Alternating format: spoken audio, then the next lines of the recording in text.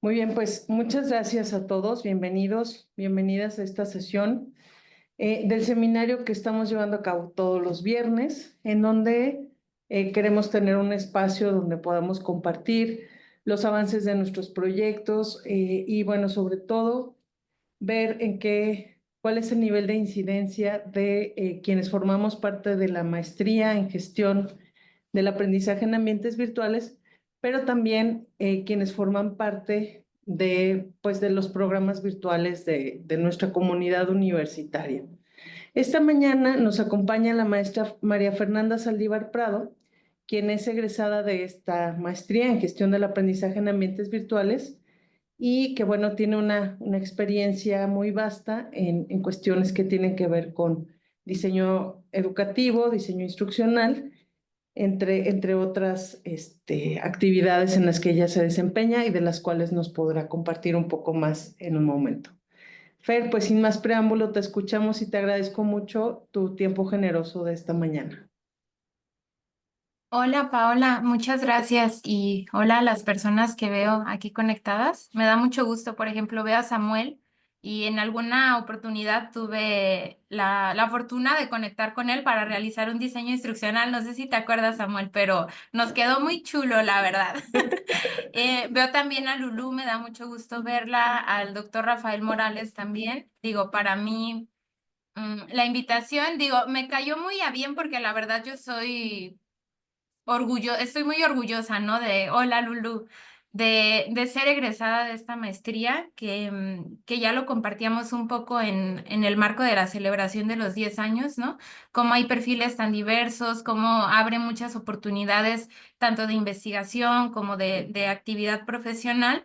Y justo, por ejemplo, ahorita vengo corriendo como de otra junta, ¿no? Y es algo de lo que ahorita voy a querer hablar un poquito con la presentación sobre cómo a veces el trabajo en la academia puede ser desafiante por condiciones que son ajenas a las personas que participamos en ella, ¿no?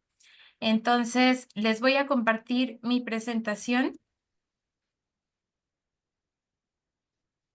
Creo que ya la pueden ver bien, ¿verdad? Sí, Mm, Muy bien.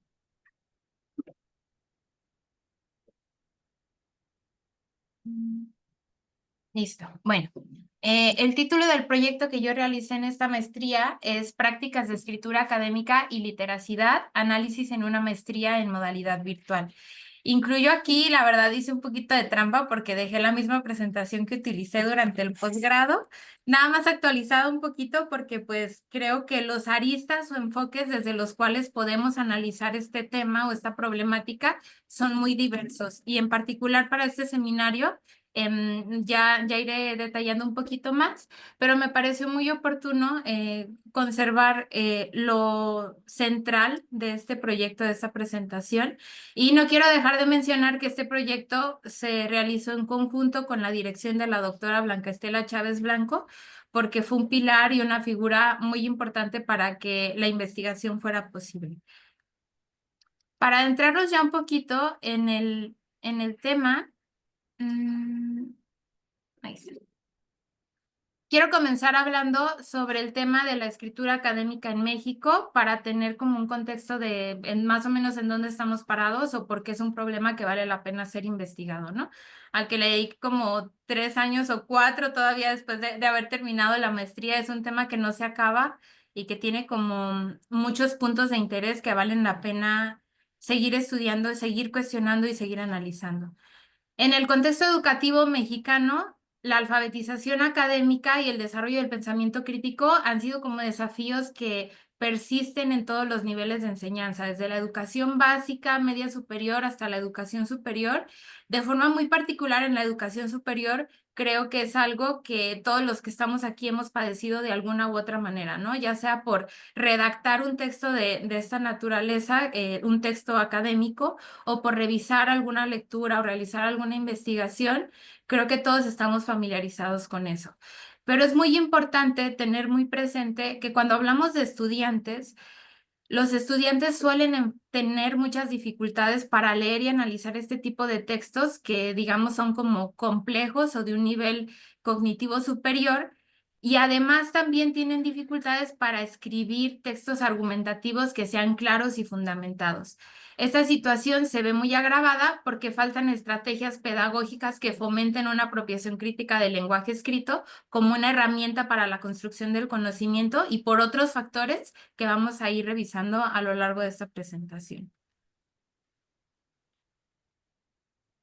Hace poco tuve la oportunidad de presentar este proyecto en la comunidad profesional donde yo trabajo, que se llama Educando México, y es una organización sin fines de lucro que ofrece programas de formación docente para los niveles básico y media superior.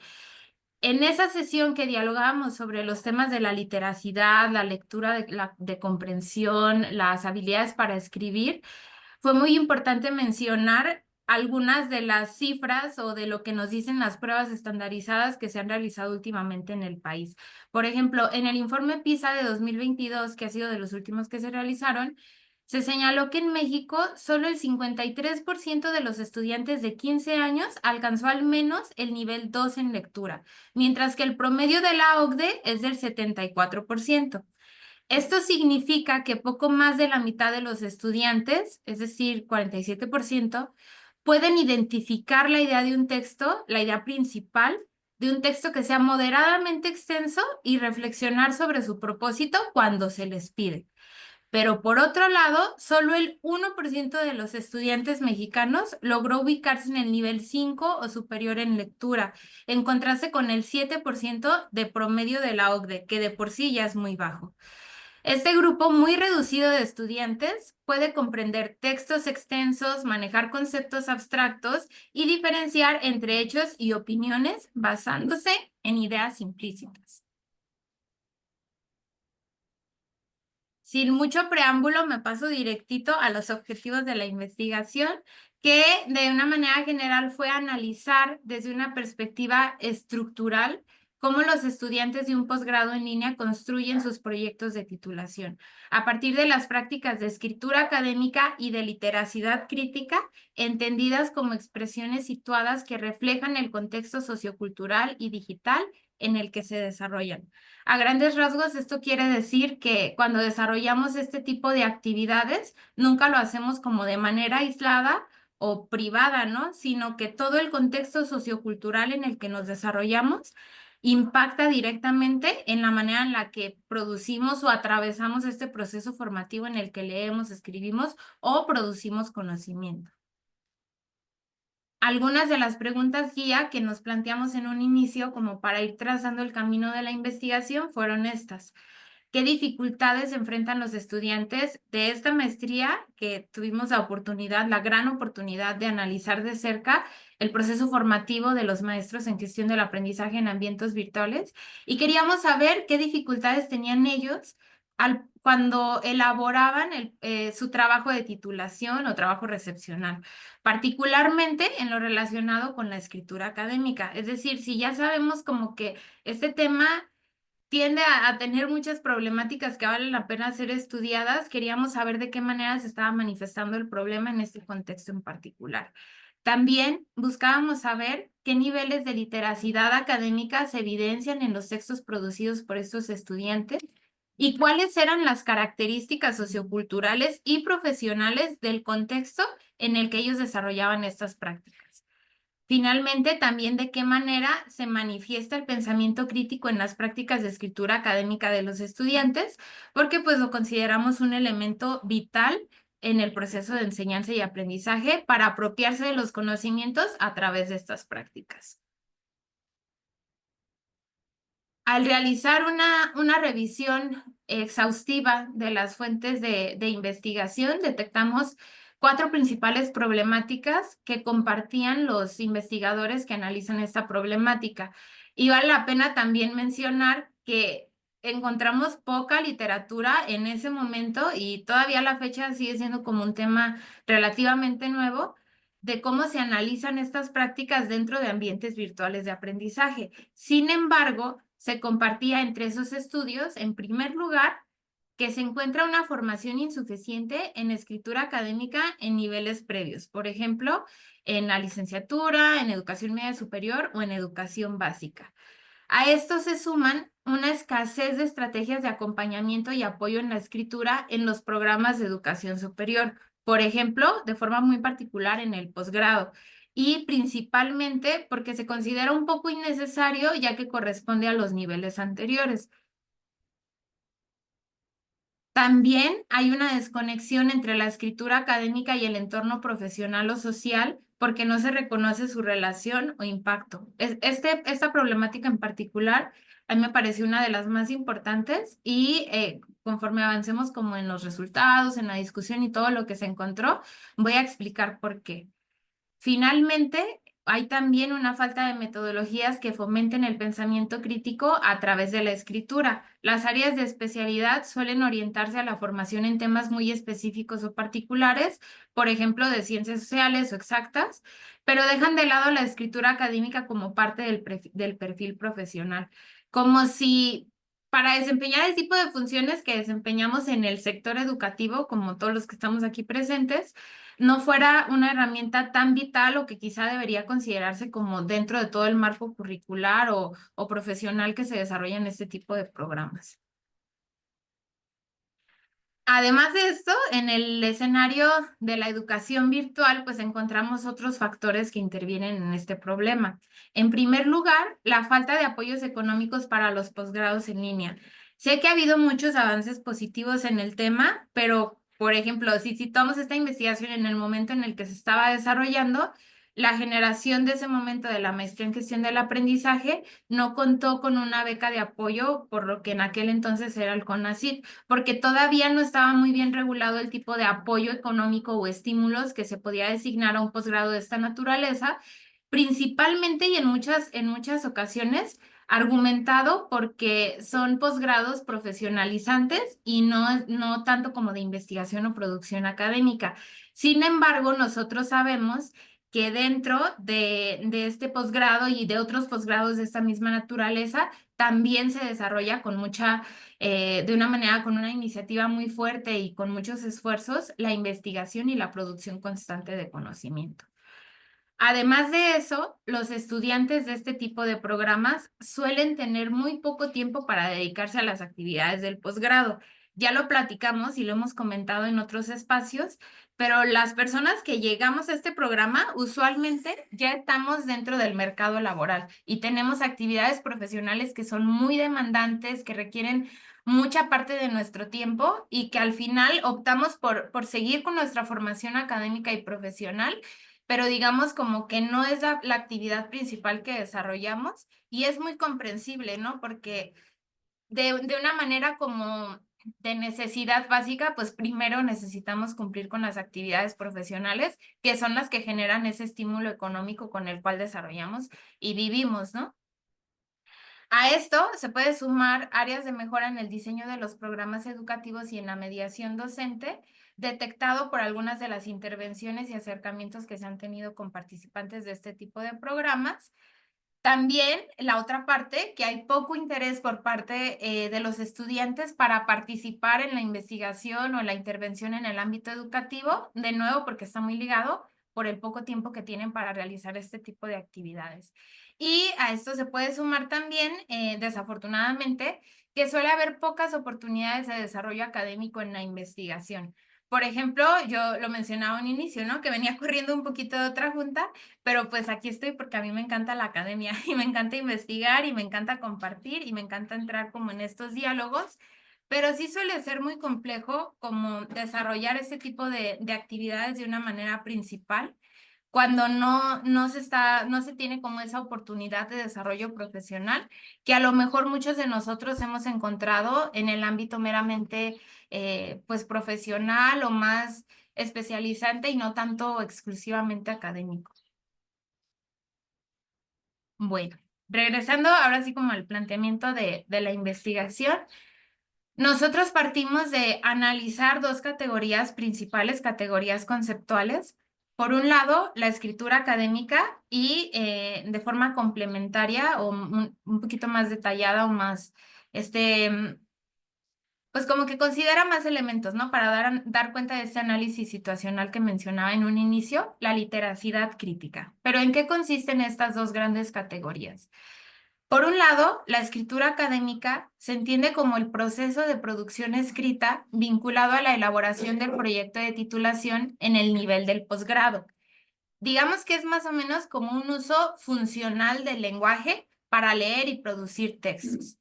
En esta categoría se contemplan aspectos formales del discurso académico, como la ortografía, la gramática, la coherencia textual y la organización de ideas, que en conjunto permiten estructurar textos con claridad, precisión y rigor argumentativo. Entonces, digamos que es como el conjunto de elementos o características que nos permiten comunicarnos claramente y de forma efectiva a través del discurso escrito. Por otro lado, la literacidad crítica se refiere a las prácticas de lectura y escritura que implican la búsqueda, selección y análisis de información desde una postura reflexiva y situada. ¿Por qué situada? Por los elementos circunstanciales del contexto en el que se desarrolla la práctica. En el contexto de un proyecto de titulación, esta categoría considera también el uso de otras herramientas, como las herramientas digitales, y las sitúa como parte del entorno en el que se produce y transforma el conocimiento. Con esto se destaca el papel activo de quienes escriben como sujetos capaces de interpretar, cuestionar y reconstruir los discursos académicos, reconociendo las condiciones sociales, culturales y tecnológicas que median sus prácticas letradas. Pero bueno, ¿qué son las prácticas letradas, no? Se refieren a los usos sociales de la lectura y la escritura en distintos contextos culturales, educativos y profesionales. No solo implican la capacidad de decodificar y producir textos, como a lo mejor lo implica la forma funcional de entender la escritura académica. También implica la manera en la que las personas interactúan con esos textos, cómo los interpretan y cómo los utilizan para construir y compartir nuevos conocimientos. Desde esta perspectiva de la literacidad crítica, las prácticas letradas sirven para transmitir información, a la vez que son herramientas para la construcción del conocimiento y la transformación social. Porque es muy importante considerar tanto las dos categorías conceptuales como en conjunto lo que se puede representar con las prácticas letradas, porque se espera que en un nivel de educación superior como lo es el posgrado, todos los estudiantes seamos capaces de desarrollar prácticas letradas. Esto quiere decir que seamos capaces de dialogar con esos textos que estamos leyendo para construir un nuevo discurso que se evidenciaría tanto a lo largo de toda la maestría o de cualquier posgrado, con los textos que se producen para realizar entregas de actividades, avances de la investigación, pero de una forma muy particular o como con un peso más fuerte, pues en el proyecto de titulación, que puede ser de intervención o una tesis de investigación. Para construir un proyecto de esa naturaleza, las prácticas letradas son un elemento, pues, crucial, ¿no? Entonces, ¿cómo fue que nosotros estudiamos las prácticas letradas o la escritura académica y la literacidad crítica en este posgrado? Empleamos una metodología con un estudio de caso intrínseco para analizar las características de la problemática. Partimos desde un enfoque cualitativo y realizamos un análisis exploratorio de los resultados.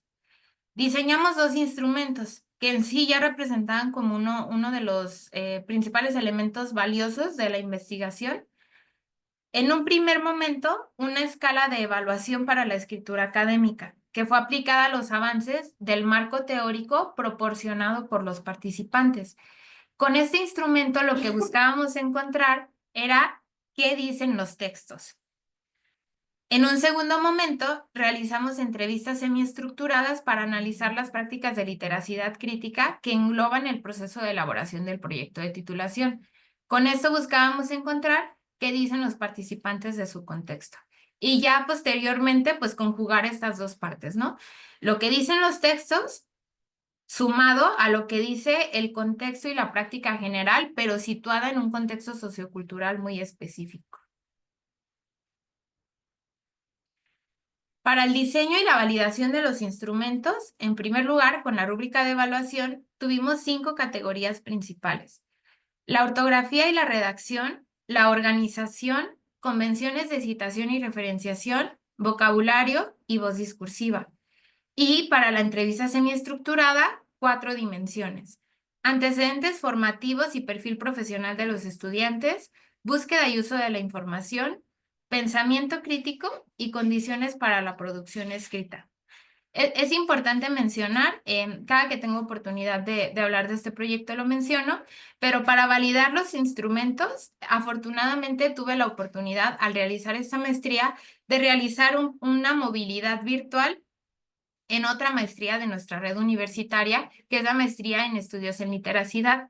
Y ahí tuve la oportunidad de conectar con investigadores en este tema, como Gregorio Hernández Zamora o Marta Vergara Fregoso, quienes fungieron también como en esta validación en rol de expertos sobre la pertinencia de incluir estas dimensiones y cómo se iban a evaluar al analizar tanto los textos como las entrevistas semiestructuradas. Aquí en pantalla les muestro cómo quedó la rúbrica de evaluación con sus dimensiones y las escalas de evaluación, que partieron de un nivel de principiante a intermedio y luego avanzado. La manera en la que fueron evaluados estos textos también tuvo que ver como con la experiencia profesional que yo ya tenía al ingresar a la maestría, que estaba centrada de manera como muy fuerte en las prácticas editoriales, de corrección de estilo, de análisis de textos, hermenéutico también, porque de esta manera se realizó como un conteo de los párrafos o secciones textuales de los documentos y se evaluó de manera muy puntual qué tan presente estaba un indicador o no en el texto para determinar el nivel de desempeño de cada uno de los participantes que mandaron su texto para ser evaluado. Ahora, lo fuerte o lo importante, los resultados. Los resultados de la investigación fueron muy interesantes porque en primer lugar se encontraron. Adelante, doctor Rafael, si quiere hacer una pregunta o comentario. Y nada más quisiera que si nos pudieras platicar brevemente sobre el mecanismo mediante el cual recabaste los textos. O sea, les pediste a tus compañeros, a la generación, o sea, ¿cómo hiciste Sí. para recuperar los textos? Sí, claro. En este proceso, en la metodología que está detallado como de manera extensa en el documento, conté con el apoyo de la coordinación de este mismo posgrado para realizar el estudio. Primero realizamos un sondeo general para ver la respuesta de los participantes y si querían participar en una investigación de este tipo o no. Y conforme fueron respondiendo las personas, primero pasamos como de un número de participantes de 10 o 12 más o menos, y al final como que se fueron clasificando según las condiciones que cumplían o no estos documentos, porque por ejemplo algunos estudiantes mandaban textos que eran su avance del marco teórico, pero era nada más una página o dos, ¿no?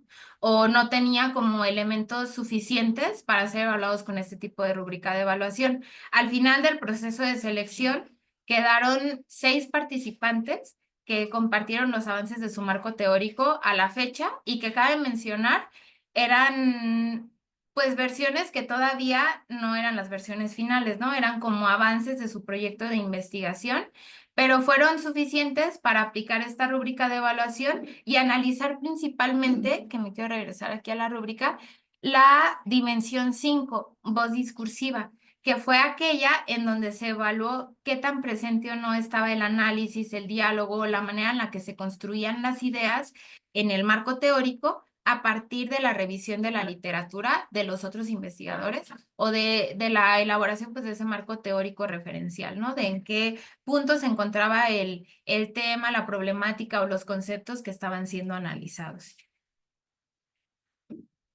Muchas Eh, gracias. no, ¿de qué, doctor? Bueno, ahora sí, y teniendo esto muy presente, que muchas gracias por la observación, porque yo creo que es muy importante tenerlo presente, ¿no? Que estos textos fueron evaluados sobre versiones que todavía eran borradores o avances de esa investigación. Sin embargo, una de los principales hallazgos que encontramos fueron dificultades en la redacción de ideas propias. Los estudiantes suelen mostrar inseguridad al expresar sus pensamientos en sus escritos. Prefieren basarse en referencias de autores reconocidos en lugar de construir sus argumentos propios. Estos resultados o estas afirmaciones que hacemos aquí como resultado de la investigación, no nada más parten como de la aplicación de esa rúbrica de evaluación en los textos, sino también del desarrollo de la entrevista semiestructurada que les comentaba para situar la práctica en el contexto en el que se estaba desarrollando. Y en esta parte de la investigación, la metodología se aplicó de una manera similar. Cuando ya teníamos el contacto con los participantes, les emitimos como una carta declaratoria en donde ellos tenían conciencia de cómo iba a ser evaluada la información, a quienes fue enviado también el resultado de la investigación una vez que fue terminada. Y con ellos sostuve investigaciones 1 a 1 por medio de Zoom, en donde pude ahondar un poquito más en cómo ellos vivían o experimentaban este proceso de elaborar su proyecto de titulación. Entonces, si bien los textos mencionan, que ahorita les voy a mostrar como los resultados de la aplicación de la rúbrica de evaluación, mencionan que la voz discursiva es un elemento que les cuesta trabajo porque suelen desarrollar ideas, pero como un poquito atrás de otros autores, ¿no? Y tiene que ver con el segundo punto, que es una tendencia a usar referencias sin apropiación crítica. Aunque los estudiantes emplean citas y en algunos casos empleaban muchas citas, no siempre eran integradas de una manera reflexiva. ¿Esto cómo se observa? Pues con una reproducción de contenidos donde no hay un análisis profundo o una postura argumentativa clara que deje en evidencia cuál es la postura o la voz del autor en el escrito que estamos revisando, ¿no? De forma complementaria al realizar estas entrevistas, muchos estudiantes confirmaban esta sensación como un temor a equivocarse al redactar alguna idea que fuera a estar errónea o que estuviera mal sustentada. Entonces, lo que presentaban o suelen construir en este tipo de fragmentos suelen ser textos como hay un autor que dice tal cosa y luego hay otro autor que dice otra cosa, pero hay otro autor que dice esta otra cosa y al final pasan páginas o párrafos enteros y no se llega a ver a la conclusión o a la postura o el planteamiento propio que está haciendo el estudiante con su proyecto de titulación.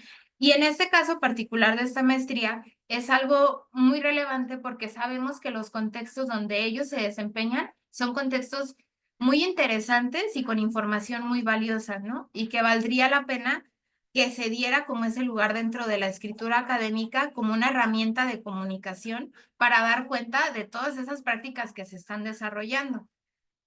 Esto tiene que ver con el tercer punto, que es una falta de conexión entre conocimientos previos y el desarrollo del proyecto de titulación. No se percibe en todos los casos una continuidad entre la formación previa de los estudiantes y las habilidades requeridas para la redacción de su proyecto de investigación. Esto quiere decir que parece como casi como si lo vieran como actividades separadas, ¿no? El proyecto que están desarrollando, aunque sea en su contexto profesional, no lo ligaban como con las habilidades o conocimientos que ya tenían. Había unos casos en los que sí, algunas participantes mencionaban que lo que ellas hacían en la práctica, como que la escritura académica les permitía dar cuenta de eso de una manera más lógica y estructurada e incluso pues se daban cuenta como de que lo que estoy haciendo es muy valioso, ¿no? Y le daban ese significado o ese valor agregado a la práctica profesional a partir de la escritura académica. Sin embargo, en la escritura académica seguían reproduciendo esta tendencia de esconderse detrás de los autores citados. También en algunos casos hay problemas al redactar con escritura y coherencia textual. Se identificaron algunas dificultades en la organización de ideas, la cohesión entre párrafos y la claridad en la argumentación. Esto afecta la calidad de los textos que producen, pero también dificulta un poco entender el mensaje con claridad que en un inicio quisieron transmitir. También hay una falta de estrategias de búsqueda, análisis y uso de información. Algunos compañeros mencionaban que realmente no tenían como una metodología o algunos criterios para buscar y seleccionar la información que utilizaban en sus escritos. Algunos otros sí, pero era un proceso un poco limitado porque se limitaban solamente a buscar en Redalyc o en Google Scholar, ¿no?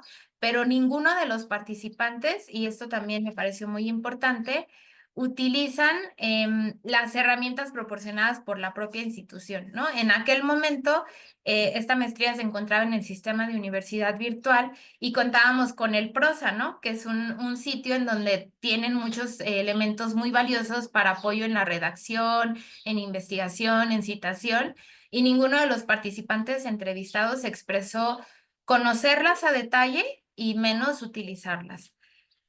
También hay una carencia de un estilo propio de redacción. Una de las preguntas realizadas en la entrevista, que igual en la investigación a detalle se detallan estas dimensiones y las preguntas que fueron realizadas en las entrevistas, pero una de las preguntas estaba dirigida para que ellos reflexionaran si consideraban que tenían un estilo propio de redacción o no, si consideraban que a través de su escritura lograban transmitir sus propias ideas o conocimientos o no. Y los participantes expresaron dificultades para desarrollar un estilo discursivo académico propio. Algunos incluso dijeron que no se habían detenido a pensar como en esa parte, ¿no?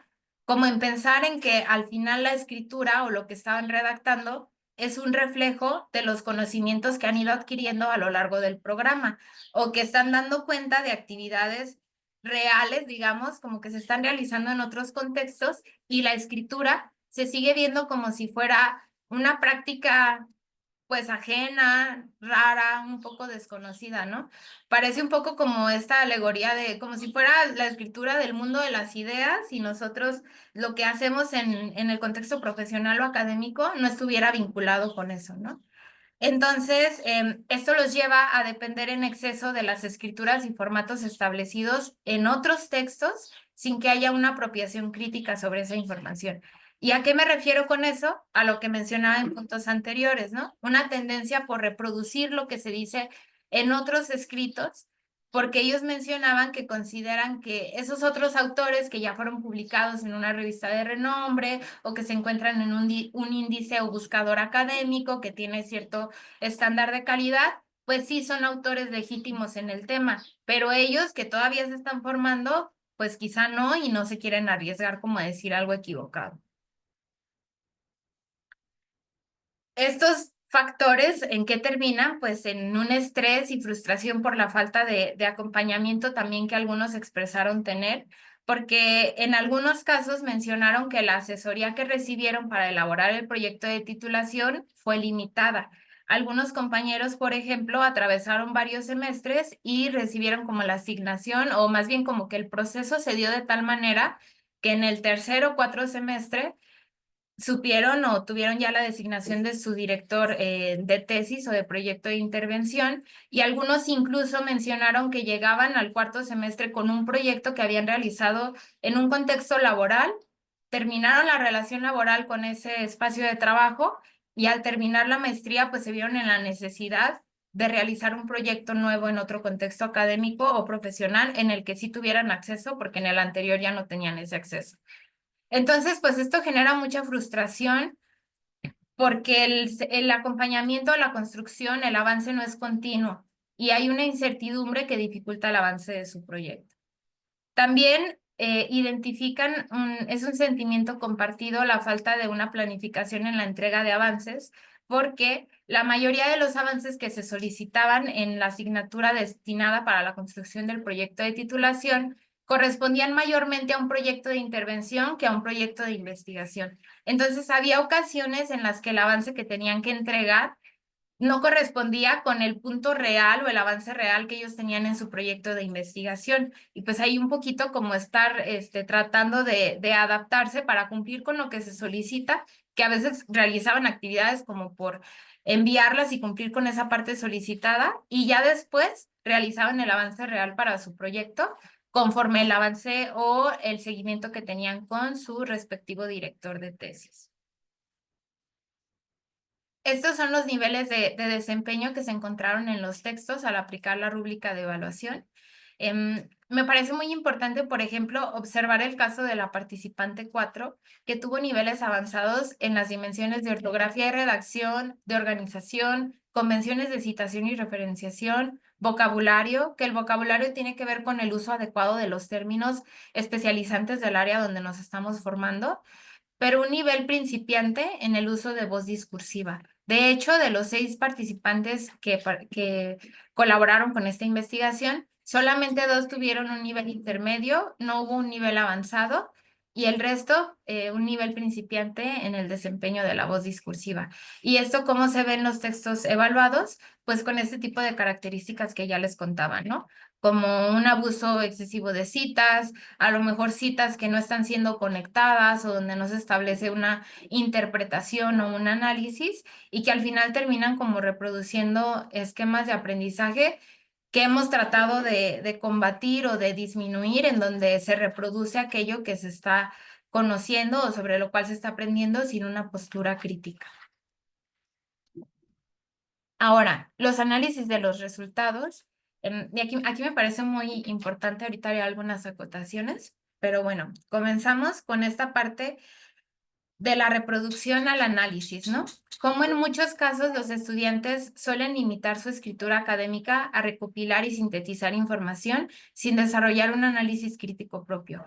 En el caso de la estudiante 4 que les mencionaba, cuando tuve la oportunidad de entrevistarla y le preguntaba dónde creía que estaba como esa parte suya que contribuía a la investigación, me comentaba que ella lo veía precisamente en la tarea de sintetizar o de organizar toda la información que ya había leído de otros autores. Sin embargo, pues faltaba como esta parte donde hubiera como un posicionamiento o algún cuestionamiento que diera la apertura a la problematización, que el mismo método científico en la ciencia social también lo requiere, ¿no? Entonces, es muy importante entender que resumir no es un sinónimo de comprender o de apropiarse del conocimiento. Es necesario promover estrategias didácticas que incentiven la reflexión y la argumentación más allá de la simple repetición de ideas. México, un país pluricultural con múltiples brechas de comunicación, representa para nosotros todo un desafío por la diversidad lingüística y cultural que hay en nuestro país en la enseñanza de la escritura académica. Como les decía, este problema es todavía más grave en los niveles previos de la educación, ¿no? Donde ahorita hay muchas evaluaciones que se centran un poquito más como en la cantidad de palabras que los niños pueden leer y no tanto como en la dicción, en la consideración de los signos de puntuación, en la comprensión del mensaje de las ideas principales o en el desarrollo de capacidades de análisis. Sin embargo, sabemos que el pensamiento crítico es uno de los elementos más cruciales en todas las reformas y nuevos planteamientos del modelo educativo en México. Entonces, pues tenemos un reto significativo ahí. A esto se suma que hay muchas diferencias en acceso a los recursos, la formación previa, las lenguas maternas en zonas de escasos recursos, por ejemplo, en las que trabaja la fundación en donde tengo la oportunidad de colaborar. Todo esto afecta la manera en la que los estudiantes de nuestro país se acercan o se relacionan con la producción textual. Reconocer esta realidad nos permitirá pensar en otras estrategias más inclusivas que potencien la literacidad crítica en diversos contextos, pero que realmente sean efectivas. El siguiente punto me parece uno de los más importantes y tiene que ver con el nombrar para comprender y actuar. Como buena filósofa, recuerdo mucho la frase de Wittgenstein, de los límites de mi mundo son los límites de mi lenguaje, ¿no? Y aquí lo coloco de esta manera como lo que no sabemos nombrar nos limita. Lo que nombramos nos permite actuar con mayor claridad en diferentes contextos. ¿Esto qué quiere decir? Y por qué yo enfatizaba mucho como en las dos categorías conceptuales, yo creo que es muy importante y no debemos perder de vista que la escritura académica y el pensamiento crítico nos ayudan a estructurar el conocimiento, reconocer problemas y construir soluciones en los ámbitos educativos y profesionales, pero en realidad son herramientas indispensables para toda nuestra vida, ¿no? Para todas las actividades que realizamos. Es muy importante que tengamos la capacidad de cuestionar, de contrastar, de analizar, porque eso nos permite actuar en muchos ámbitos, no solamente el educativo. Ahora, el papel clave del gestor del aprendizaje, que es el perfil profesional con el que tuve la oportunidad de realizar el estudio. Sabemos que estos profesionales desempeñan un rol central en contextos educativos diversos. Su formación en escritura académica y literacidad crítica no solo es fundamental para su propio desarrollo, sino que les permite fomentar estas habilidades en los espacios donde ellos trabajan, impactando de manera positiva en la educación. Esta problemática me refiero a como Pues sí, una dificultad para desarrollar estos estilos, estos textos con un estilo argumentativo y crítico, no nada más se observa en posgrados de esta naturaleza, sino también en estudiantes normalistas que serán los futuros maestros de educación básica. Y aquí quiero mencionar algo muy importante, que así como decía que los textos evaluados corresponden como a borradores o avances de las investigaciones que ya después fueron presentadas y que pues fueron más pulidas en forma, ¿no? Y en fondo. Creo que aquí es muy importante también tomar en cuenta que hay una falta de comunicación en la práctica profesional y en las actividades académicas que se realizan en este tipo de posgrados. ¿Y por qué sucede esto? Creo que es muy importante que lo podamos analizar y lo pongo como al centro de la mesa porque sé que la junta académica, la comunidad académica de esta maestría se esfuerza mucho por fortalecer actividades que realmente impacten de una manera positiva en el desarrollo de estas habilidades. Sin embargo, yo sí creo que es muy importante también trabajar como en esa confianza y seguridad que tienen los estudiantes al realizar estas prácticas. Al entrevistarlos, tuve la oportunidad de conocer sobre los proyectos que desarrollan y es verdaderamente impresionante, ¿no? Como que hablan de estrategias, de evaluaciones, implementaciones, mejoras, logran realmente cosas muy significativas para los contextos educativos en los que se desarrollan, pero pues suele haber temor al utilizar las normas APA o al redactar, porque pues esto yo lo atribuyo mucho como a un hermetismo muy fuerte que hay en la comunidad académica, donde a veces sí como que pues se pone, no sé si como la vara muy alta, pero sí como mucha rigurosidad en usar los elementos formales del lenguaje para transmitir nuestro mensaje. Y a veces pues podemos encontrar casos como los que les presentaba, ¿no? Donde la ortografía es impecable, la organización de ideas es muy clara, la coherencia textual está muy presente, pero al final el estudiante no llega como a posicionarse sobre ese tema o a debatir o a contribuir a ese diálogo, porque al final todas las investigaciones, publicaciones, conferencias, este tipo de prácticas como la que tenemos ahora mismo, pues son diálogos abiertos en donde sí se requiere que los demás lleguen y dialoguen con nosotros, ¿no? Porque si no, pues nada más vamos a estar hablando y diciendo cosas y nadie nos va a decir como si hay cosas que tenemos que puntualizar o que tenemos que mejorar. Entonces, sí creo que es muy importante conectar la academia con la práctica profesional y que nosotros como parte de esta comunidad nos empoderemos a través de la escritura académica para comunicar estos resultados que son sumamente valiosos de todos los proyectos que se están realizando aquí. Y bueno, hay un punto final en este análisis de los resultados antes de pasar como a la propuesta que se realizó al finalizar el proyecto. Y tiene que ver con la emergencia de las nuevas tecnologías. Y aquí el doctor Rafael Morales sé que está muy presente en este tema de la inteligencia artificial y me encantará escucharlo después de comentar esto. Sí creemos que es muy importante que actualmente la inteligencia artificial generativa, todo el mundo lo dice, ¿no? Ya está aquí, ya se está utilizando y hay que ver cómo se está utilizando y cómo regularla en beneficio de la educación. Debemos tener muy presente que esta nueva tecnología ya no es una herramienta más, sino que pasa a ser como un mediador también del proceso de enseñanza y aprendizaje, que es un agente que transforma la manera, no solo en cómo producimos información, sino también en cómo la consumimos. El desarrollo de habilidades de análisis y reflexión, entonces, es más relevante ahora que nunca. Los gestores del aprendizaje, y me atrevería a decir que en realidad todos los profesionales de cualquier área y cualquier ámbito, deben estar preparados para evaluar de manera crítica el contenido que generan estas nuevas tecnologías. Además, claro, de promover un uso ético y consciente de ellas en los procesos educativos. La IA generativa es un modelo de lenguaje, entonces nuestras habilidades que tengamos en el lenguaje del uso escrito, tanto como para leer y comprender, como para redactar y ser claros en lo que estamos solicitando, son cruciales y van a determinar la calidad o el tipo de resultados que vamos a obtener al utilizar estos agentes. Entonces, si antes de la emergencia de la inteligencia artificial detectábamos algunas áreas de interés o problemáticas que requerían o que merecían ser estudiadas, como el uso del pensamiento crítico a través de la escritura académica, yo creo que ahora más que nunca es súper importante mirar cómo se desarrollan esas actividades, cómo son las interacciones de los estudiantes con la inteligencia artificial generativa, porque sin duda la capacidad que tengamos de pensamiento crítico y de comprensión, pues va a determinar cómo nos relacionamos con ellas y, pues ya lo decía, los resultados que podamos obtener. Y bueno, como parte final del proyecto de investigación realizado en la maestría, realizamos una breve propuesta como de 4 pilares centrales que podrían mejorar las prácticas de literacidad crítica en la maestría.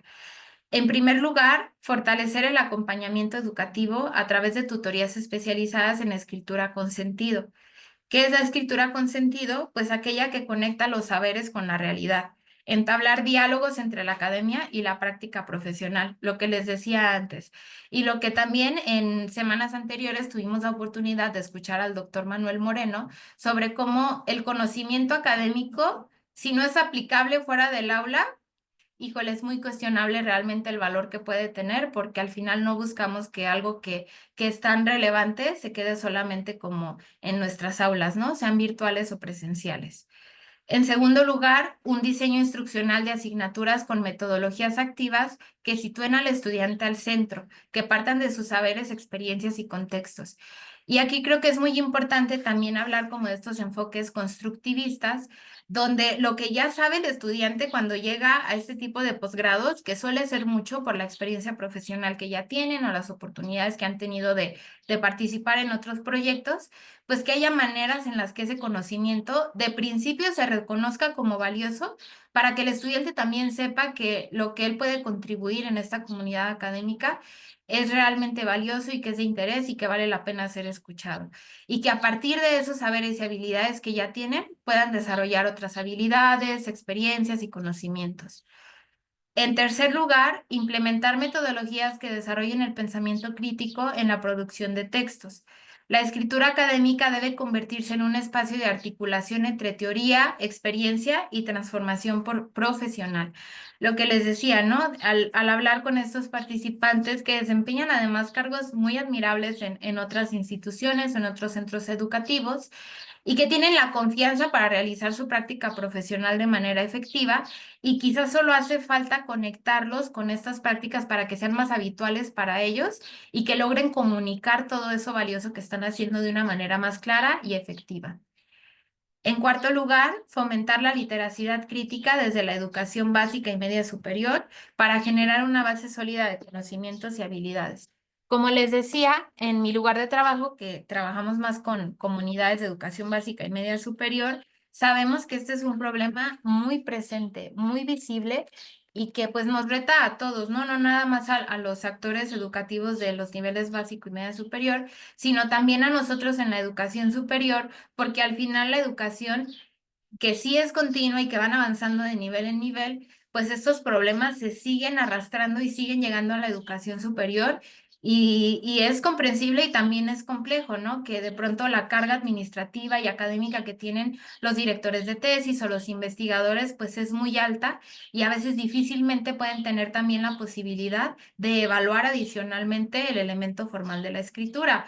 O como puede pasar también en algunos casos, algunos investigadores pueden tener también este tipo de problemas al investigar, al redactar o al ser analíticos en la manera en la que se produce textualmente el conocimiento.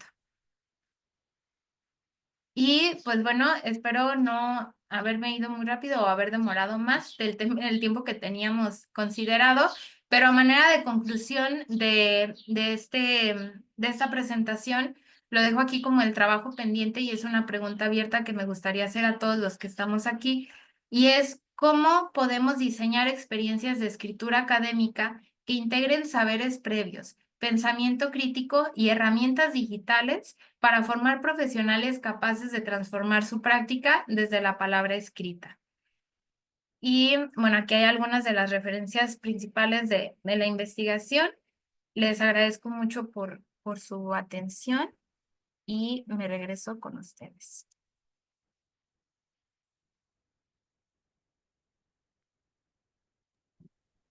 Muchas gracias, Fer. Ha sido un gusto escucharte. No tuve la oportunidad de estar en tu examen y bueno, es un gusto de verdad tener esta oportunidad contigo. Invitaría a quienes están conectados, como nosotras, a que planteen sus preguntas o que levanten la mano. Aquí estoy atenta. Y mientras se animan, sí, a ver, Rafa, porque yo tengo 3 también por aquí. Ah, ok. Sí, nada más voy a hacer una, sí. Eh, bueno, en primer lugar, pues igual felicitar, un trabajo muy interesante, eh, muy pertinente. Es algo que mucho de lo que dijiste fue, bueno, sí, cierto, yo, no nada más mis estudiantes, no nada más mis estudiantes, no nada más mis estudiantes. Eh, Ahora, la pregunta que tendría tiene que ver con el rol del director de tesis, o sea, el asesor de proyectos, que fundamentalmente cumple el rol de dirección de tesis en los primeros semestres. En lo que comentaste hace rato fue, bueno, es que muchas veces llega tarde, pero ¿qué pasa cuando, no creo que en todos los casos llegue tarde, en muchos casos llega temprano, entonces, no sé si nos pudieras decir algo, o sea, cómo entra, cómo se ve el director, el asesor de proyectos en estos resultados que observas cuando llega, ¿no? Porque me imagino que, Sí. no sé, que de los 6, no estoy seguro que todos tuvieron un director de tesis tarde y avanzaron por su cuenta, sino que de alguna manera el documento que te tocó revisar era un documento que ya había pasado por una serie de revisiones previas. Sí, sí, me parece una pregunta muy importante, pertinente también, porque yo creo que ahí primero tenemos como los dos opuestos, ¿no? El director ausente o que llega tarde y luego el director muy presente que está ahí, que construye y que dialoga. Y en ambos casos también podemos correr el riesgo de que a veces el estudiante es el que no está tan activo en los avances de su investigación, ¿no? Que eso pasa mucho. A ver, denme un segundito, porque hay algo aquí en...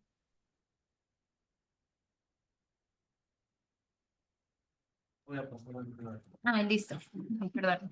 Bueno, yo he visto los dos casos, ¿no? Por ejemplo, a mí en la licenciatura, cuando realicé mi tesis, mi asesor estuvo demasiado presente, pero demasiado presente, ¿no? En términos de exigencia, de seguimiento, de monitoreo, yo fallaba en realizar mis entregas a tiempo, yo fallaba quizá en atender algunas observaciones y no tanto porque no lo pudiera hacer o porque no lo deseaba hacer y es un punto que quiero permitirme comentar aquí porque creo que es darle voz a muchos estudiantes o compañeros, más allá de la investigación, con quienes he tenido posibilidad de hablar sobre este tema, ¿no? Porque yo siento que aquí, cuando ya estamos en un posgrado o cuando ya tenemos experiencia académica, todos de alguna manera hemos sufrido la tesis o la investigación, ¿no? Y en estas experiencias compartidas, de cuando a veces el estudiante no está tan presente, hay factores muy importantes como el poco tiempo que tienen para realizar estas actividades. Por ejemplo, en el caso particular de esta maestría, todos los participantes tenían trabajos de tiempo completo y no solo de tiempo completo, había personas que tenían, creo que la mitad de ellas, o sea, 3 participantes, tenían cargos administrativos de una responsabilidad alta. Esto quiere decir coordinadores, gestores, directores, ¿no? De programas. Entonces, el tiempo que realmente ellos tenían para realizar su investigación era muy limitado o realmente no lo veían tan relevante porque se estaban dedicando a crecer su carrera profesional y no tanto académica.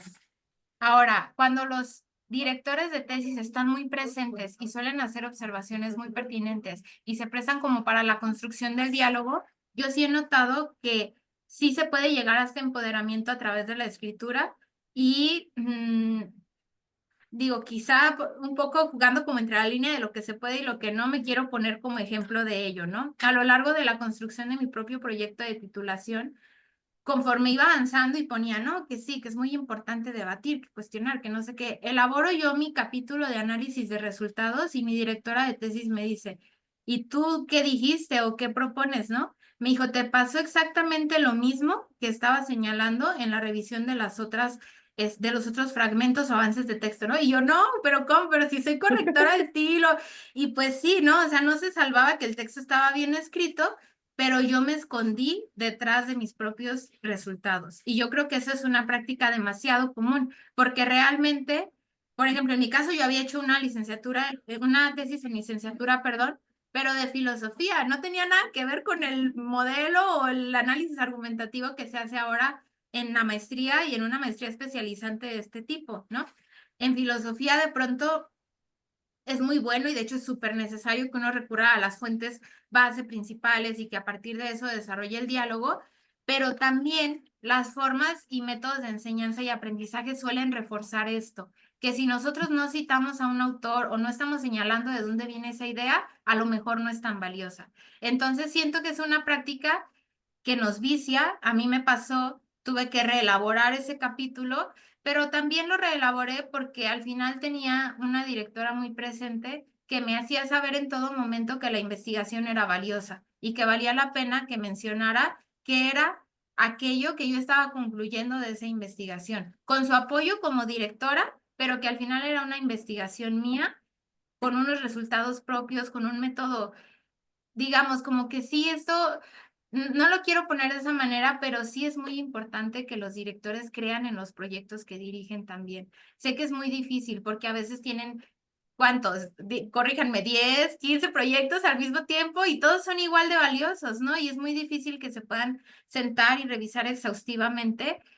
Sí, los avances que compartieron tenían ya revisión de asesores, pero ahí también yo me atrevería a decir, pues que quizá a lo mejor se puede deber a que eran etapas de lo que les decía, avances, borradores, pero pues sí creo que hace falta, es que esto se puede ver hasta de la política institucional, ¿no? Realmente Claro. un director de tesis puede evaluar tantas investigaciones con la calidad que lo requiere y realmente un estudiante puede realizar una investigación con la calidad que lo requiere cuando las condiciones personales y sociales parece que están en su contra todo el tiempo, ¿no? O sea, yo me acuerdo compañeros, hablábamos y decíamos, escribiendo el sábado en la madrugada, lo normalizamos mucho, pero ahorita digo, ay, híjole, no sé si lo podría volver a hacer, ¿no? O sea, son procesos exhaustivos, muy demandantes intelectualmente y sin duda retadores. Y bueno, ya para cerrar de esta pregunta, de la participación, que eran 6 participantes, la mitad sí mencionó esta parte que el director llegó un poco tarde, por diversas razones, administrativas y personales. Algunos porque de pronto ya no tenían la conexión con el director y pedían que fuera cambiado, otros porque el proyecto que habían realizado había sido en un contexto laboral, salieron, ya no lo podían hacer ahí y necesitaban un enfoque diferente de otro director y fue asignado hasta cuarto semestre. Y otros casos donde, pues como que a lo largo de los semestres iba cambiando el asesor y ya al final fue asignado un director.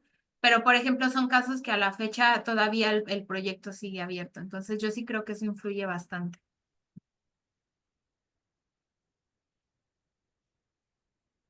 Gracias, Fer.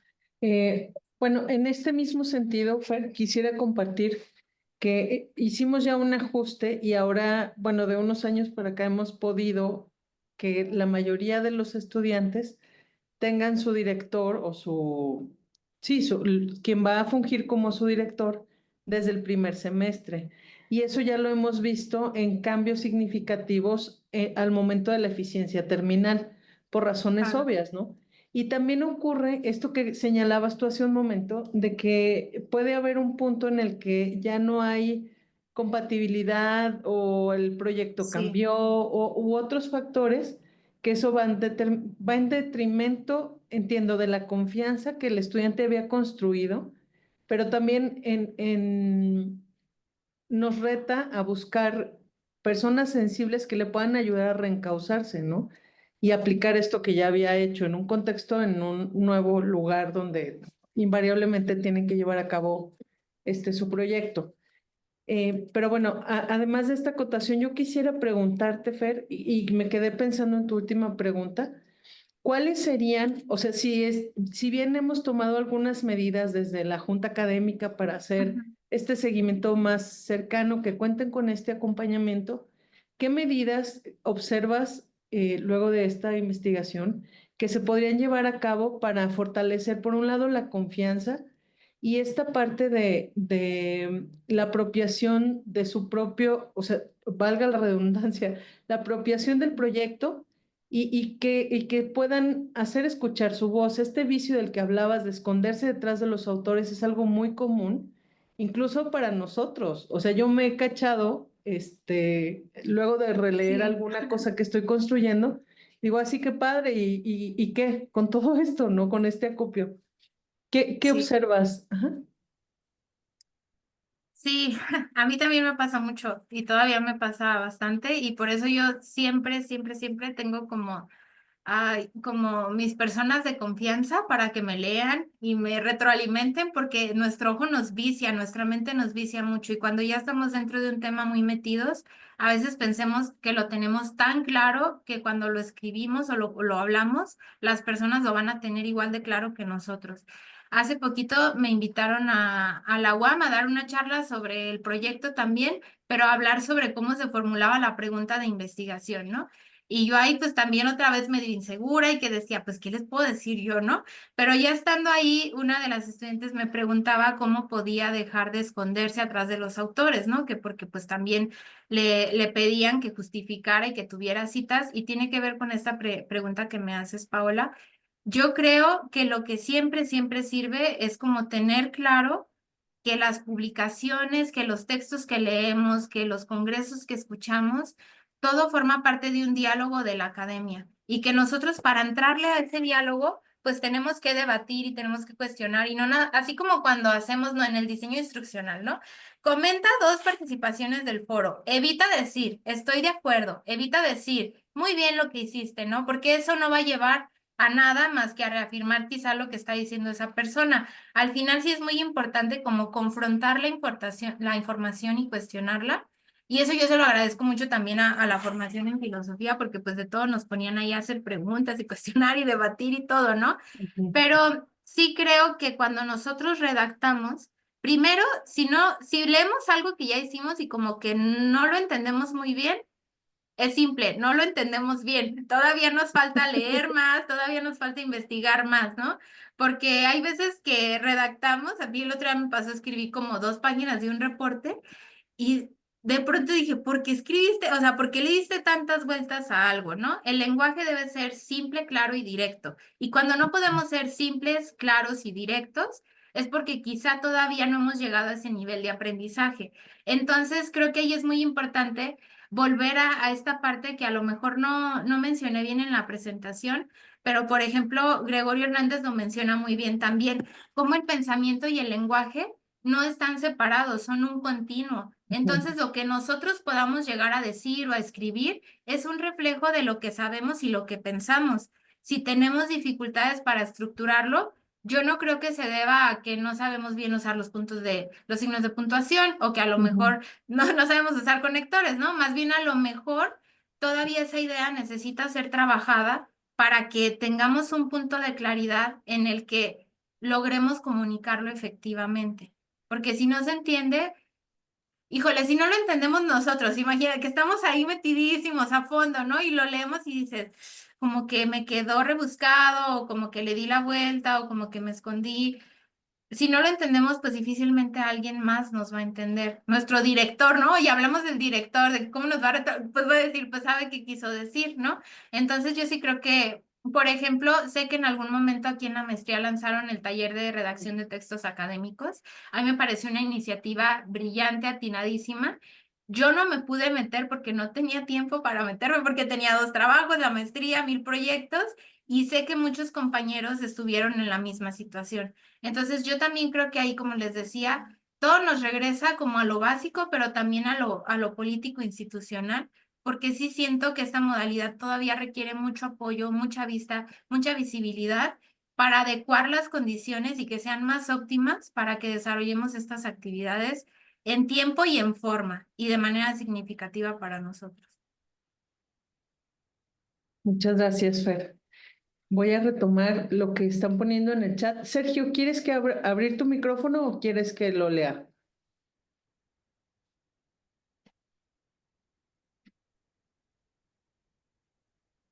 Bueno. Dice Sergio Larios, buen día, solo como una reflexión. El resultado de la investigación destacó que a los participantes les cuesta crear sus propios argumentos. con la inteligencia artificial generativa, esto pudiera agravar la situación. Creo que es muy importante la conclusión que propones sobre que debemos tener la capacidad de analizar, criticar y corregir los textos que la inteligencia artificial genera.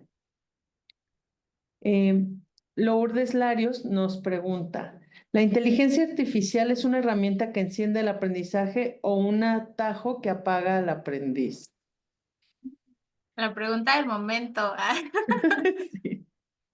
Pues mira, yo diría que tiene potencial para hacer ambas, ¿no? O sea, híjole, es que es muy complejo porque hace unos días vimos, no sé si fueron parte del trend de Estudio Gilby, yo me declaro culpable y yo saqué una imagen.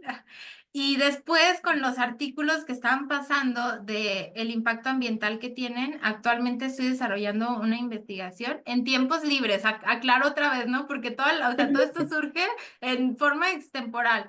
Y uno de los principales como focos de alarma de la inteligencia artificial generativa, y que creo que el Rafael Morales también lo trató en una de las charlas de este seminario, es que no debemos perder de vista los materiales o las condiciones físicas reales bajo las cuales ocurren estas prácticas, ¿no?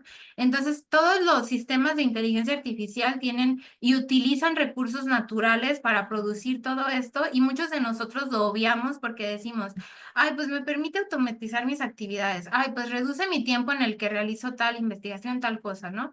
Pero sí creo que debemos tener muy presente que hay riesgos y que sé que en muchas instituciones y organizaciones todavía no se detalla tanto o no se profundiza tanto, porque primero estamos atendiendo el primer incendio, ¿no? Que es como que ya está aquí, ya la están usando, todo el mundo la tiene, hay que, no sé, establecer regulaciones, ¿no? Y todo el mundo estamos como corriendo a ver de qué manera podemos regular. Hay un artículo muy cortito que me gustó mucho, está en inglés, pero el título es como renuncié a mi trabajo por ChatGPT y es una maestra de Estados Unidos que dice que de unas vacaciones a las otras sus estudiantes llegaron y pues todos mejoraron sus niveles de redacción, todos producen ahora textos que son claros, que son legibles y antes no lo podían hacer. Entonces ella lo atribuye al uso de la inteligencia artificial generativa. Sin embargo, como al tratar de monitorear o dar seguimiento a estas prácticas, pues ella lo menciona de una manera muy concreta y estoy de acuerdo con ella. Somos, somos actores educativos, no policías educativos, ¿no? Entonces es muy difícil que ahora estemos como atrás de los estudiantes para ver si la están usando y si la usaron bien y si es suyo o es de la inteligencia artificial. Entonces, para mí, tiene potencial para las dos cosas porque sí puede favorecer muchos procesos de diseño de experiencias educativas, de diseño de material, encontrar información muy valiosa, analizar incluso documentos, pero el potencial a la larga puede ser más grande de que sea un atajo que apaga al aprendiz, porque si estamos delegando actividades cognitivamente exigentes a la inteligencia artificial, ¿qué va a pasar? Que en algún momento nos puede costar trabajo hacer eso que antes a lo mejor hacíamos de una manera un poco más natural, ¿no? Como redactar un correo, redactar un texto, analizar información, ¿no? Siento que hace poquito en una charla de Anuy Stick dieron como charlas sobre la inteligencia artificial. Yo me metí a una que hablaba sobre la brecha digital, porque desde mi punto de vista la inteligencia artificial puede incrementar la brecha digital, ¿no? Aunque en esa charla se hablaba de cómo puede ayudar a reducirla, yo decía, híjole, pero hay otros 10 factores que pueden ayudar a incrementarla, ¿no? Y yo hacía una pregunta del pensamiento crítico y la ponente me respondió de una manera que encuentro muy acertada porque sí me dijo como de que, a ver, pero es que no tiene por qué sustituir las actividades cognitivas avanzadas, ¿no? Entonces yo creo que ahí es donde debemos tener más el ojo de que pues es un agente que nos está sirviendo para realizar, automatizar, eficientar tiempos, pero debemos ser muy cuidadosos en qué tanto delegamos a estas nuevas agencias para realizar actividades cognitivamente superiores que nos corresponderían a nosotros. Porque, por ejemplo, si yo la uso para hacer una tesis o para hacer una investigación, pues es muy cuestionable qué tanto estoy aprendiendo yo al utilizarla, ¿no? Definitivamente. Muchas gracias, Fer. Y quisiera abundar un poquito sobre este tema del impacto ecológico que tiene que ver no solamente con la inteligencia artificial, sino con todo lo que hacemos a través de los medios digitales. que Sí. también es un tema que me interesa mucho y un día en mis tiempos libres voy a seguir investigando al respecto, como tú. Es, Muy bien. muy bien. Lulú Gamboa nos dice, felicidades Fernanda, tu conclusión es muy interesante. Es un reto que en realidad nos dejas porque nuestro papel como egresados del programa y como maestros en gestión del aprendizaje en ambientes virtuales tenemos. La pregunta es, ¿consideras que los estudiantes jóvenes quieren replicar su escritura en redes sociales, perdón, quieren replicar su escritura de redes sociales en su escritura académica? No sé, Lulu, si te refieres como a la forma en la que se comunican a través de redes sociales, que suele ser como más sencilla o más directa y no tanto como la escritura académica, ¿no? Que es de que apa y cita bien y habla bien. Sí es algo así como de la claridad y informalidad quizá también. Sí, así es. Sí. Pues no le comento. Ok, yo creo que, no sé si lo quieran hacer, pero creo que sería muy valioso quizá voltear a ver cómo son estas prácticas de consumo y producción de información en las redes sociales y en otros espacios. Hace como un año hablaba con una docente de los programas que les digo de ahí de la organización donde trabajo y me decía, oye, pero es que parece como que en algún punto voy a tener que hacer TikToks, ¿no? Para que sí me pongan atención. Y yo le decía, pues pruébalo, ¿no? O sea, de que no vas a hacer un TikTok de que del trend o la tendencia bailando o algo así, pero a lo mejor y se ha demostrado que, sobre todo más nuevas generaciones, que me duele decir que ya me estoy alejando de ellas un poquito, pero las que están entrando, por ejemplo, ahorita a licenciatura, yo pienso que estos formatos son tan familiares y tan digeribles y tan comprensibles que en algún punto sí nos van a exigir a nosotros pues comprender cómo se estructura, porque además, debo decir, ¿no? Yo una vez traté de hacer un video para mi esposo y tardé horas, o sea, tardé horas editando y dije, wow, las habilidades digitales que de pronto se requieren para realizar este tipo de formato audiovisual y además cognitivamente también es muy exigente comprimir el contenido para que sea comprensible, claro, directo y cumpla con los objetivos de aprendizaje que quizá nosotros como diseñadores educativos o investigadores o académicos estamos buscando lograr, ¿no? Entonces yo creo que eventualmente sí, es muy necesario, más bien ya es necesario voltear a ver eso, incluso voltear a ver las interacciones con la inteligencia artificial. En un taller que daba la doctora María Elena Chan hablaba sobre esto y nos mencionaba cómo en lugar de prohibir el uso de la inteligencia artificial, realizó actividades donde analizaba cómo interactuaban los estudiantes con la inteligencia artificial, cómo elaboraban los prompts, qué resultados obtenían, cómo podía quizá irlos orientando para que el uso de la inteligencia artificial fuera realmente efectivo y no para que reemplazara el rol de ellos como aprendices, ¿no? O como personas que se están formando todavía en el área, porque además, y ya con esto quiero cerrar sobre esta pregunta, paradójicamente, aunque vemos que a los estudiantes les cuesta mucho sintetizar, argumentar, analizar, si se lo pedimos a una IA generativa, pues lo va a hacer en segundos, ¿no? Y a lo mejor no con la calidad humana o así, pero sí nos rebasa en capacidad de memoria, en capacidad de tiempo de respuesta. Entonces, a lo mejor sí va a ser muy necesario que revisemos todo eso para que sepamos bien en dónde estamos parados y poder implementar nuevas estrategias. Gracias, Fer. Doctor Rafael.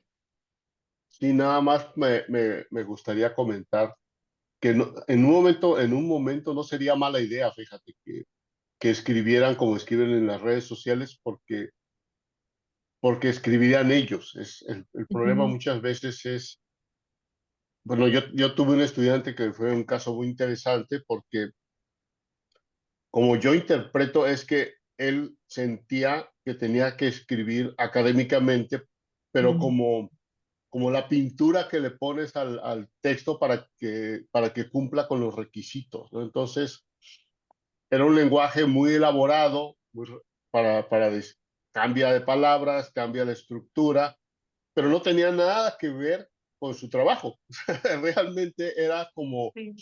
como una pintura que le ponía a su texto para que se viera académicamente adecuado. Y entonces no estaba como ya lo comentaste, no estaba él no estaba en el escrito, no eran sus ideas, ni siquiera era pertinente para su proyecto lo que estaba diciendo, simplemente era parte de la decoración para que el documento se viera académicamente válido, ¿no? Entonces, digo, son como las dos caras de la moneda, sí, bueno, ciertamente la redacción en redes sociales es distinta, muchas veces, generalmente podríamos decir, de la redacción académica, pero sería un primer paso que se expresaran ellos mismos, aunque fuera en un lenguaje eh, diferente, y luego a partir de ahí ir construyendo un lenguaje más formal. Porque si no, el problema que se puede dar es ese, simplemente cambian su manera de escribir, pero al cambiar su manera de escribir dejan de ser ellos, son otras personas las que están escribiendo, y ahí se da lo que comentabas, ¿no? La separación entre ellos, su contexto, su práctica, su área de especialidad y lo que están produciendo para la maestría. Sí, y que además es importante señalar también que los proyectos que desarrollan sí son muy valiosos y tienen características muy particulares porque solo ellos conocen ese contexto y por eso vale la pena que lo puedan comunicar efectivamente, porque ellos más que hasta el director o que otro académico conocen el proyecto y saben cómo se está desarrollando y cómo lo pueden pues expresar, ¿no? Y aquí nada más quisiera decir también que quizá una tarea pendiente que tenemos es redefinir a qué nos referimos cuando hablamos como del estilo académico en la redacción, porque si es redundante, exagerado, que le da la vuelta o así, pues entonces no nos sirve, ¿no? No queremos llegar a eso en la academia tampoco. Y curiosamente a veces ellos o nosotros, bueno, me voy a incluir porque a mí también pasa mucho, ¿verdad? Todos nosotros nos pasa que leemos artículos y decimos, ay, no sé, identificamos ya esos vicios en la redacción y a veces de personas que tienen muchísima experiencia y trayectoria en la academia, pero eso no quiere decir que tenemos que escribir como ellos para que lo que estamos diciendo sea valioso, sino que, pues como decían antes, ¿no? Simple, claro y directo, porque si no es simple, claro y directo, nos estamos escondiendo atrás del lenguaje para ocultar quizá alguna deficiencia o algún área que todavía tenemos que desarrollar. Sí, y en ese sentido, creo que como asesores también tengo que reconocerlo porque lo he visto, que nos centramos mucho en la revisión de las cuestiones formales, ¿no? Es que no es qué versión del APA estás usando, no, espérate, primero ve qué Sí. tengo que decir y luego revisas las cuestiones de formato, ¿no? Creo que también eso es algo que tendríamos que señalar porque es parte de lo que vivimos de forma cotidiana. Y bueno, también compartir esta parte de mi directora de maestría también, que es, la compartimos, Fer, fue quien me hizo tener como este valor de expresar con claridad las cosas, o sea, no tenía que ser rebuscada en la redacción ni querer imitar un estilo que no tengo. Entonces fue muy bonito como aprender a distinguir que yo tenía una voz y que lo que tenía que decir era valioso también y que podía decirlo de manera clara, concisa y directa, ¿no? Bueno, Samuel dice, me parece muy importante cómo se resalta el reconocer la forma en la cual el exceso de citación termina por ahogar parte de la propia percepción de los saberes adquiridos y la crítica de los perdón, y la crítica de nuestro conocimiento y la generación de argumentación que esté en una postura que nos permita emitir nuestro propio mensaje acerca del análisis. Gracias, Samuel. Este, y retoma que esa comparación de la delegación de actividades cognitivas me parece muy equiparable a cómo con la explosión del uso del celular dejamos de aprender los números de teléfonos debido a la mayor cantidad de información pues que se puede almacenar, más que recibir, Sí. creo que. Yo hubo tiempo en el que ya no me acordaba ni de mi propio número celular, ¿no? Ya me obligué a aprenderme mi número, el de mis personas importantes, porque pues es necesario. O las contraseñas, ¿no? Como que todo de pronto lo estamos delegando a condiciones externas o ajenas a nosotros. Y en el ámbito del aprendizaje, pues eso es alarmante porque de por sí ya teníamos bastantes dificultades en términos de comprensión lectora, de redacción, y ahora que aparece un boom de algo que nos permite redactar en segundos, que a lo mejor, bueno, sería muy interesante que se analice también si esto incrementa o no la seguridad que ellos tienen, a lo mejor al entrarle a algún tema, ¿no? Porque se sienten un poquito respaldados, pero pues sabemos todo el debate de derechos de autor, de cómo esta generación, que si es de la IA, que si es de nosotros, que no, que porque nosotros le damos el input y genera a partir de eso. Lo que decía también el doctor Morales, que es súper importante, de inteligente no tiene tanto, ¿no? Porque al final hay mucho trabajo humano detrás clasificando y etiquetando lo que sí, lo que no. Y al final, pues eso sigue siendo trabajo humano y no perderle la vista también. Me encontraba yo artículos de pronto muy, muy alarmantes, pero los entiendo, ¿no? Que decían, no dejen de ver quiénes desarrollan y Ujú, proporcionan esta tecnología. No dejen de mirar cómo se planea utilizar en un futuro, porque al final esto de la brecha no solamente es digital, va a ser económica, va a ser de todo, porque realmente es que digo, a mí sí me ataco aquí, ¿no? Porque me alarma mucho que de por sí estos ya eran problemas muy reales, muy graves, y que ahora se pueden incrementar si ujú. no nos acercamos a la tecnología con una perspectiva muy crítica y muy ética de las implicaciones que tiene para nosotros y para el mundo en el que vivimos, porque además, la privacidad, es que son muchas cosas, ¿no? La privacidad de datos, muchísimas cosas que debemos tener en consideración y que van más allá de qué tan rápido o no podemos generar un texto o qué tan eficiente o no es para ayudarnos a automatizar ciertas cosas. No digo que la tenemos que dejar de usar, de hecho yo también la uso porque Ujú. pues sirve para muchísimas cosas, pero sin duda, pues hay que estar muy atentos a ver todas estas regulaciones que se tienen que implementar. Ya hay países que ya están prohibiendo el uso para ciertas cosas o que están regulando y pues hay que ver qué sucede también en nuestro propio contexto y cómo sigue impactando en la educación, porque ya impactó de muchas maneras, pero seguramente pues seguirá transformando otros procesos que a lo mejor todavía no estamos considerando. Gracias, Fer. Eh, Aquí quisiera comentar que algo que justo en esta semana decía en una entrevista, y es el que nos estemos preguntando todo el tiempo para qué. O sea, cuando yo escucho, es que hay que sistematizar, hay que automatizar, usa un sistema de contraseñas, contesta tu correspondencia personal usando ChatGPT, yo digo, ¿para qué? O sea, ¿por qué es tan urgente? O sea, ¿qué es tan urgente que no, que tendría que desplazarme de estas cosas que actualmente puedo hacer, ¿no? O sea, ¿qué cosas realmente podrían ser apoyadas con estas tecnologías digitales, con estas herramientas? ¿Y cuáles me sirven para tener el cerebro activo, ¿no? Claro. Estas expresiones, me acuerdo en noviembre del 2022 fue cuando salió ChatGPT 23, ya me acordé. Y veía una conferencia de un español que conocemos de hace muchos 22, años, si mal no dos mil recuerdo. veintidós sí.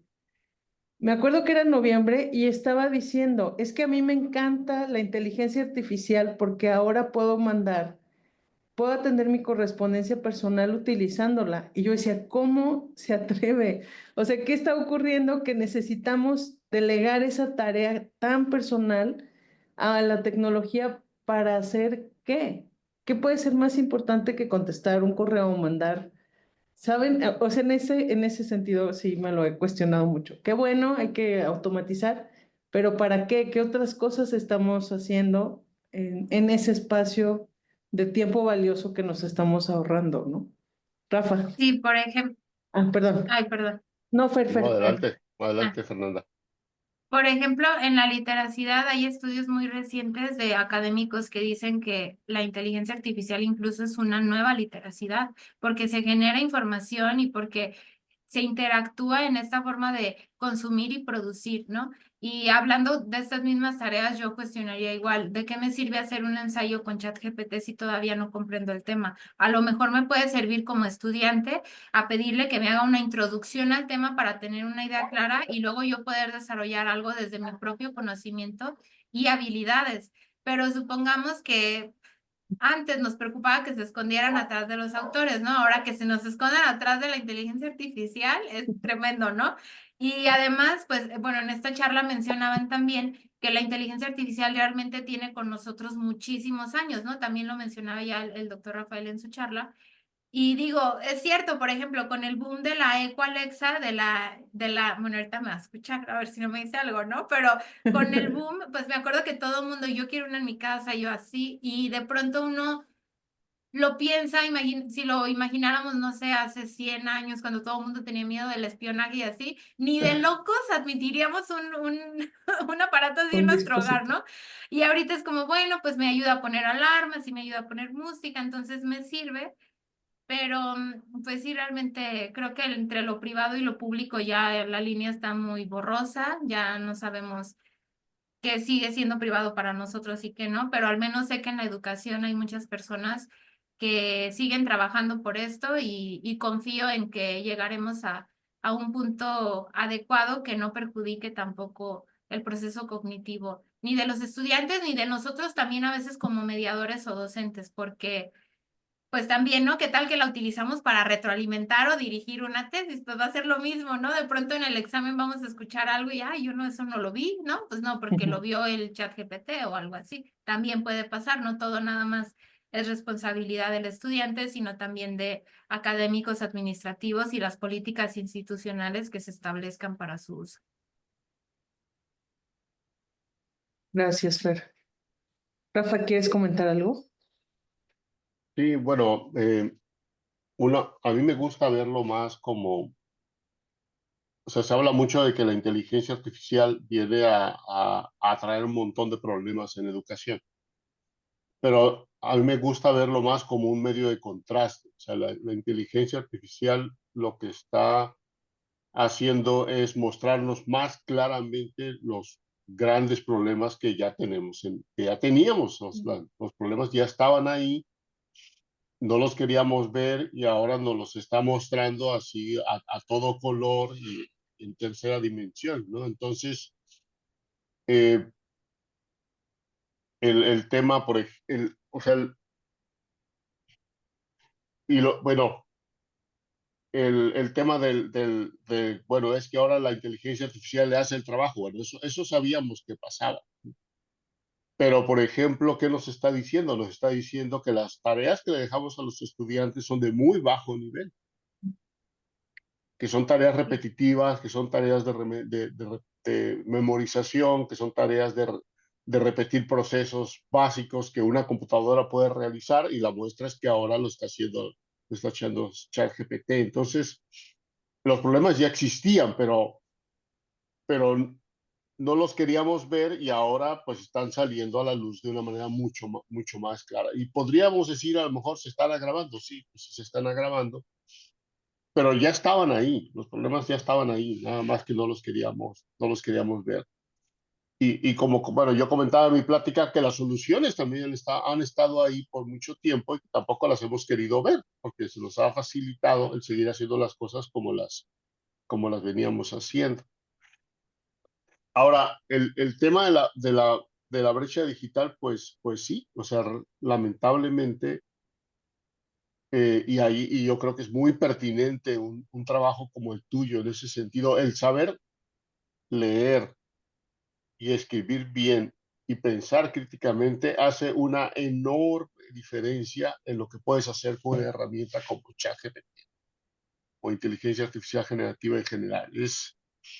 Es una habilidad que te permite realmente interactuar con esta herramienta de manera que produzca cosas que a ti te beneficien.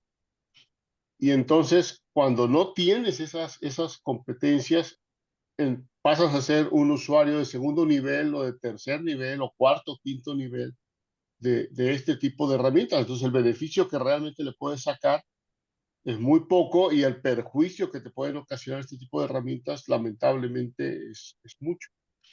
Entonces, yo conozco gente que le ha sacado un jugo muy bueno a herramientas como la inteligencia artificial y no puedes decir que les hizo el trabajo, no, ellos supieron Claro. usar la herramienta para hacer un trabajo de mejor calidad de lo que, y en menos tiempo de lo que pudieron haber hecho si no hubieran tenido esa herramienta.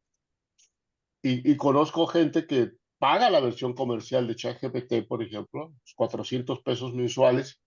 Y un amigo mío me dice, ¿sabes qué? Son los mejores 400 pesos que pago mensualmente. No sabes la cantidad de trabajo que me ahorra en lo que yo tengo que hacer. Entonces, eso está pasando. O sea, realmente sí, y Sí. en ese sentido es algo que vamos a ver.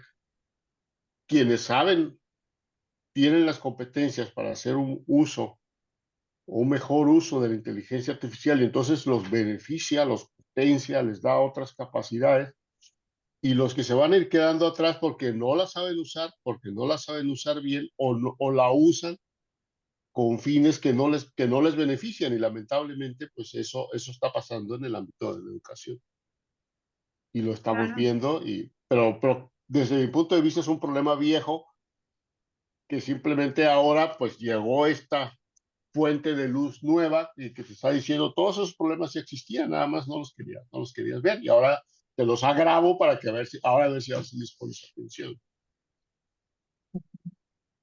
Sí, y yo creo que también tiene que ver con cómo, hasta su nombre, ¿no? Inteligencia artificial, que además es como un reflejo, o sea, por quién está alimentada o por qué prácticas inteligentes está alimentada y termina siendo como ese espejo o reflejo, coincido con usted, doctor.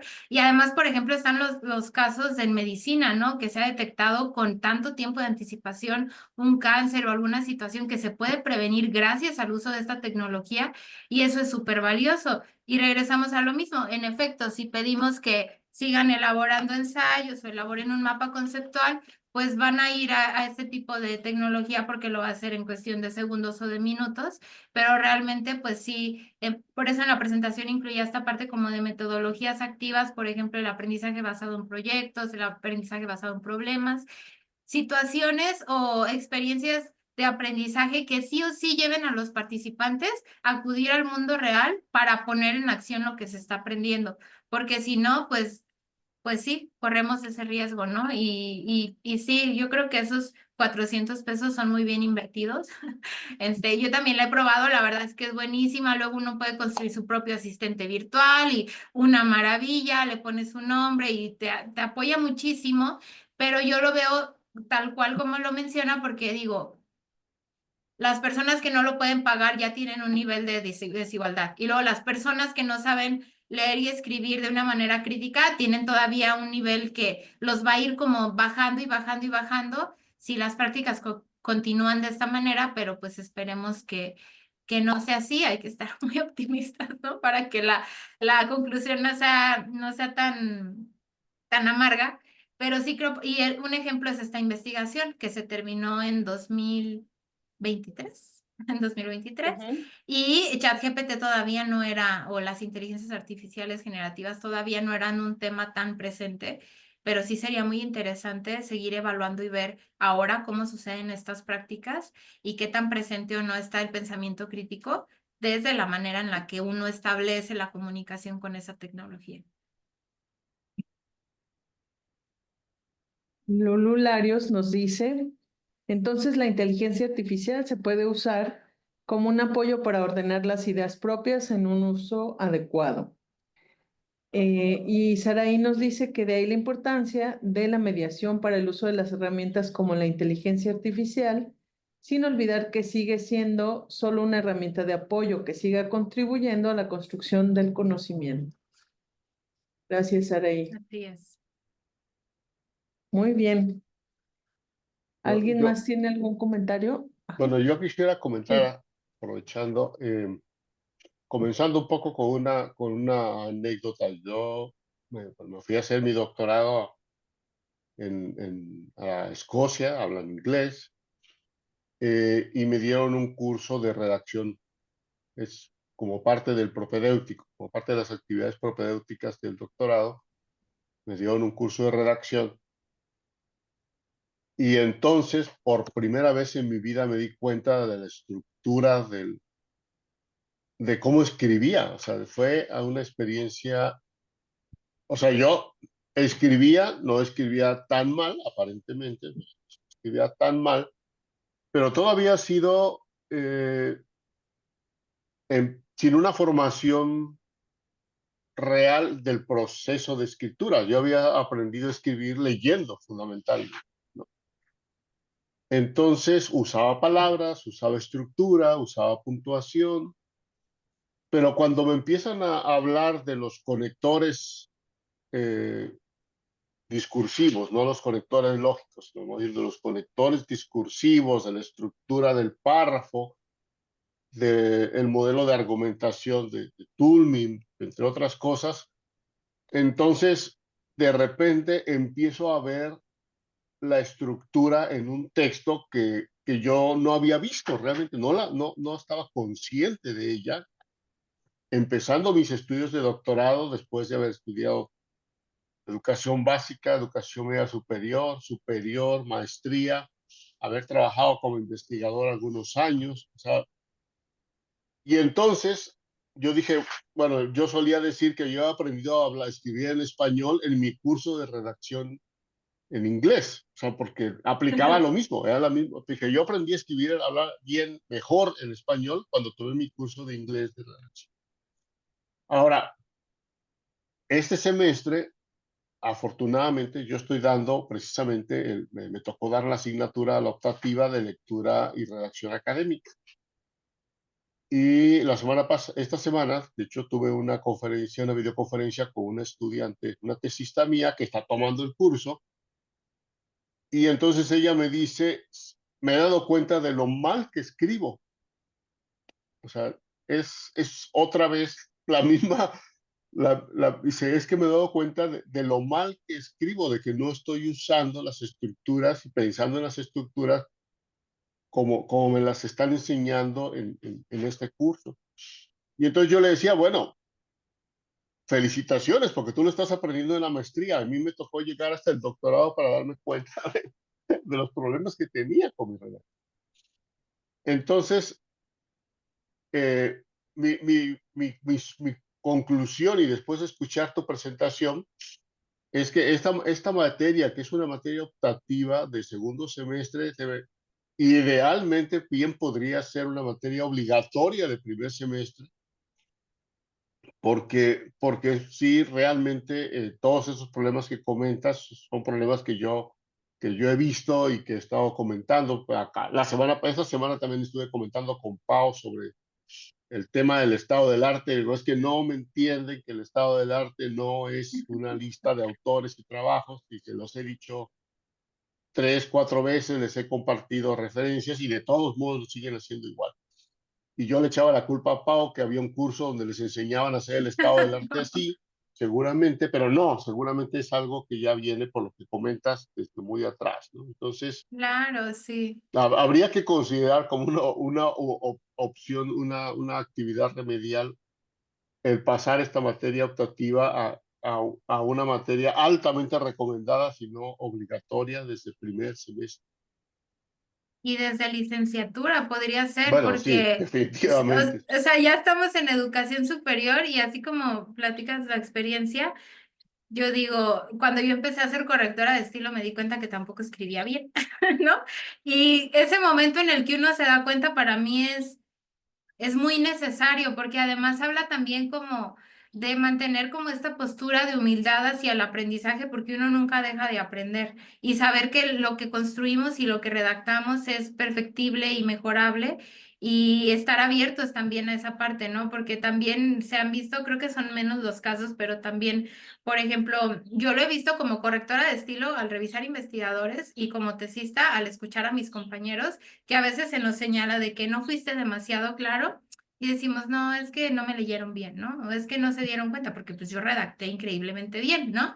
Y es como, pues no, porque al final si el mensaje no se transmite con esa claridad es porque se tiene que mejorar. Pero eso, como les decía, pues como que la educación básica se centra en cumplir con los niveles porque tiene sus propios problemas que son tan graves y tan grandes como algunos que tenemos en educación superior, desde cómo los maestros están rebasados con la cantidad de niños o de jóvenes que están formando, de cómo cada vez más las nuevas generaciones jóvenes suelen tener problemas para retener más volúmenes de información o que ya no les gustan como los formatos tradicionales de lectura y redacción.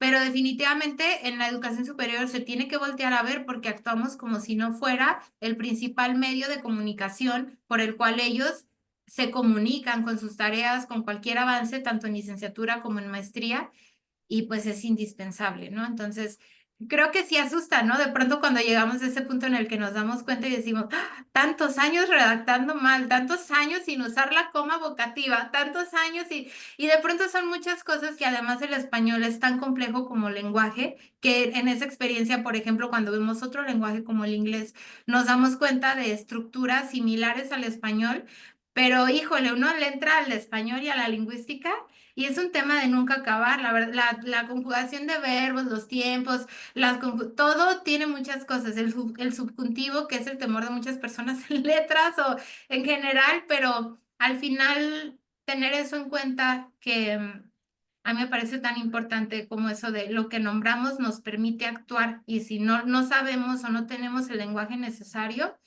corremos el riesgo de ser silenciados y eso tiene muchas consecuencias. Por ejemplo, en el trabajo uno luego tiene problemas para exigir o para comentar o contribuir. En la academia difícilmente le entramos al quite y no queremos participar en el diálogo. Entonces, incluso estas actividades como de la conferencia con una tesista también son súper valiosas porque al final para ella el mensaje es que lo que está investigando también vale la pena ser escuchado y que tiene un valor.